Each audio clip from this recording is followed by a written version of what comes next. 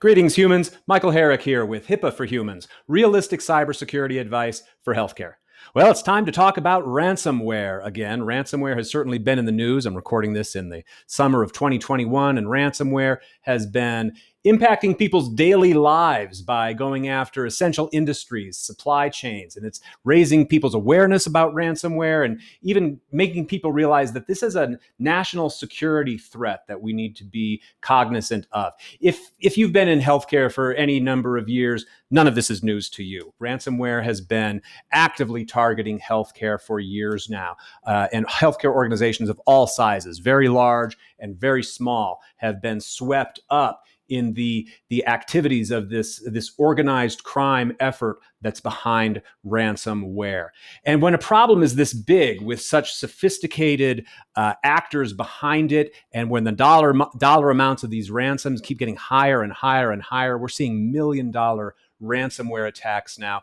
When a problem is this big, it can be overwhelming, and we can wonder, what on earth can we do to protect ourselves from these large, enormous threats that are out there? What can particularly if you're just a small practice with a few physicians, particularly if you're a nonprofit, federally qualified health center, what can we, little old us, what can we do to protect ourselves from these immense threats that are out there? Well, as always, break it down. Start breaking it down into pieces and look at what you can tackle. So that's what we're going to do in this video and some upcoming videos. Let's break it down and look at what we can do. Look at the pieces that we can work on to protect our organizations from ransomware.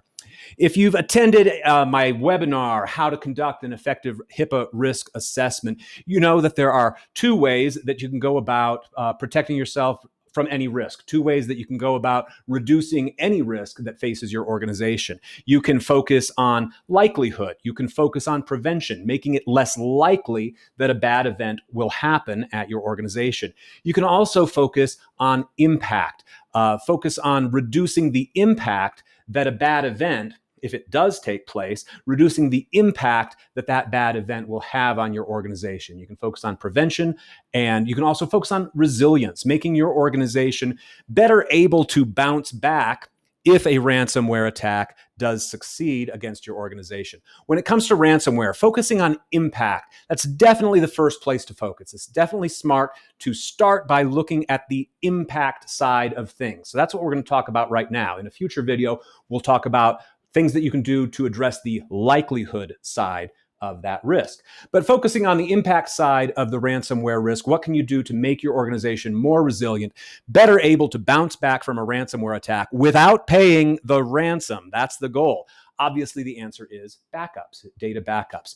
Ransomware, standard, typical ransomware, is only effective if they can encrypt all of your data. So if they can encrypt all of your data and all of your backups, they've got you. If you've got a reliable backup that you can restore from, standard ransomware has no power over you. So that's how you can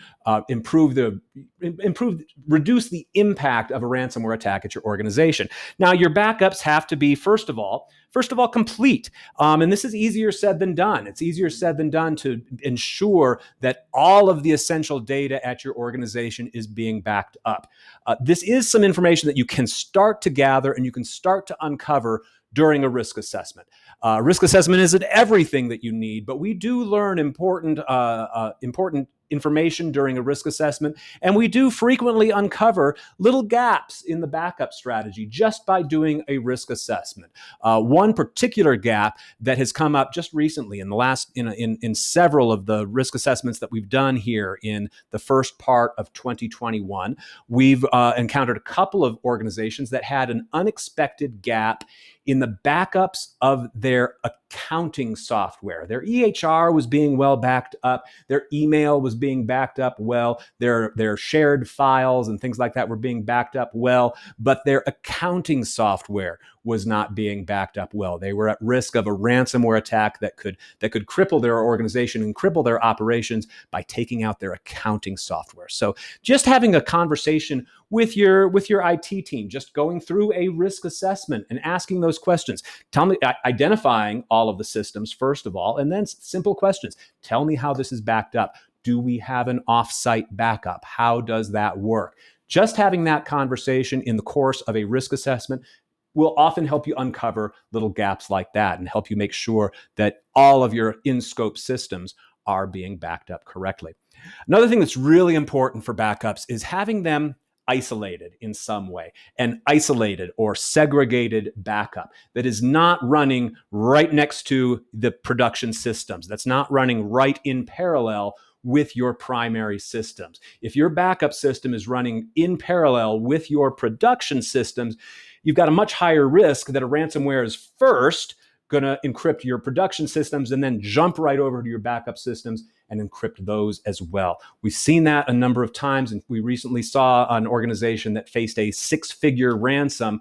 They had backups in place, but the ransomware was able to jump that bridge. You need some kind of gap isolating those systems. I can tell you where you're most at risk. Every once in a while, we see folks who their backup system consists in, for example, a file system, running the file system over here, and then we just mount a backup system on a backup drive. We mount it onto the same system, and then we just do an automated file transfer, just like an automated drag and drop of the files. That's a risky situation to be in, because if the ransomware can attack your production system, maybe they can mount that backup system and encrypt those files as well. So how can you isolate those backup systems? You've got to be looking for opportunities for that. The gold standard would be an air gap, right? A backup system that is completely separated, ideally powered down and disconnected from the network. It's hard to have an air gap system like that that's fully automated and up to date. But don't let perfect be the enemy of good. If you can't do a full air-gapped backup in real time, it might be great to have one every month. It might be good if you had an air-gapped backup that's 1 year old.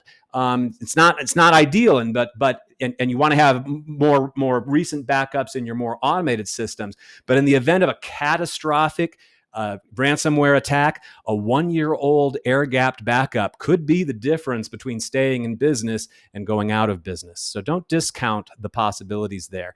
Another thing that can be really effective is looking for ways to separate it at the logical level through some kind of system that's running basically a different operating system. Anytime your backup systems are running just a different operating system than your production systems, you've created sort of an OS, sort of an operating system gap between your primary systems and your backup systems. This can be very effective, at least in the current threat landscape. This is where cloud backups can be extremely effective. If your systems are small enough that they can be backed up effectively over the cloud, a cloud backup can create that type of isolation. It's very unlikely that ransomware is going to be able to take down your primary systems and move into whatever systems are running on that cloud environment.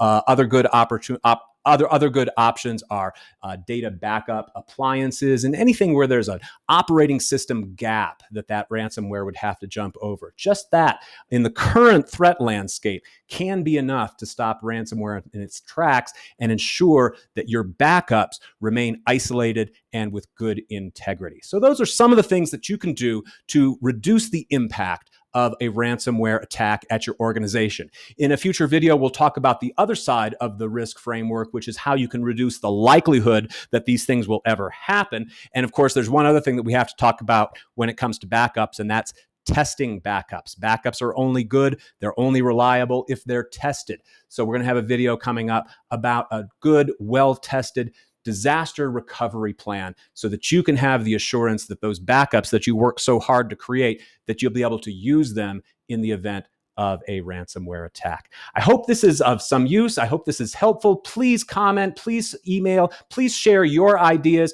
your questions, and your suggestions. I'd love to hear more about what you're doing to make your organization more resilient and reduce the impact of these potentially devastating ransomware attacks on your organization and on your patients. I'm Michael Herrick with HIPAA for Humans. Thanks for watching, and please share our videos with any of your colleagues who could benefit from this information. And join me here every week for more free tips and more HIPAA for Humans.